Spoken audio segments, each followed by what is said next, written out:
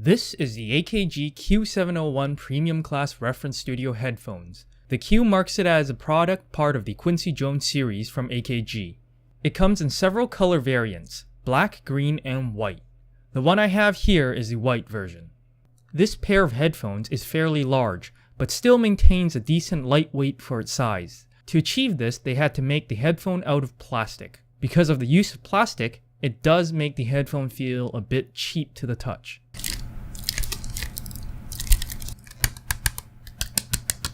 While the material might seem a little cheap, the sound quality certainly isn't, as long as your setup can keep up, but we'll get back to that point later. For sound, these are extremely clear and detailed. In fact, I might say that depending on the song, perhaps a little too clear and detailed in the high mids, but for the most part, it is very, very good. Along with the superb clarity, it has amazing soundstage. It truly sounds huge when the source provides it the opportunity.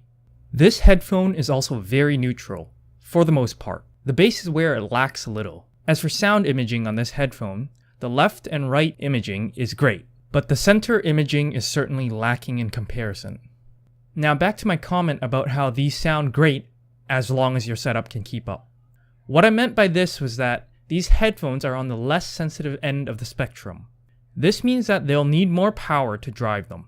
If you don't provide enough power, it'll be very quiet and it won't be able to bring out the best sound of these headphones. On to comfort. The ear cups are fairly large, with a decent clamping force, and have ear pads made of velour, which I thought was very comfortable. However, the headband is horrendous with the bumps. Unless you've got an iron head, those bumps get really uncomfortable really quickly. To get around this, I took a small piece of Velcro strap and strapped the headband up.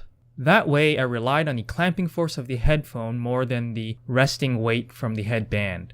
Lastly, the price. Depending on when and where you decide to purchase these headphones, they can vary quite a bit. I managed to get mine for under 200 Canadian here, but I have seen it as high as $400 Canadian.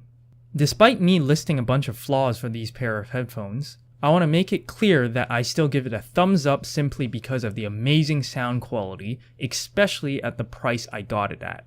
So my final thought is that if you manage to catch it cheap, around low 200 Canadian or about 150 US dollars, the sound quality for that price is well worth overlooking its flaws.